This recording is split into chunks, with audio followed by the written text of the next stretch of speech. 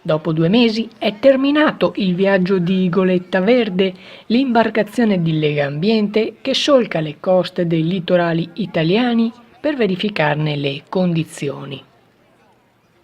Nella tappa del veneziano a Chioggia era emerso che su 11 prelievi eseguiti nella zona dei litorali veneti, 10 fossero a norma e solo Porto Tolle era risultato fuorilegge.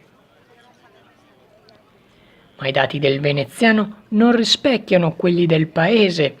Ancora molte le criticità e non solo sulle condizioni delle acque, dove il problema maggiormente riscontrato è quello della mancata o scarsa depurazione.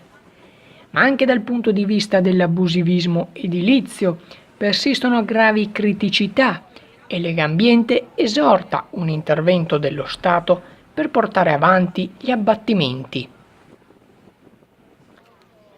Fisherman Channel News, Chioggia.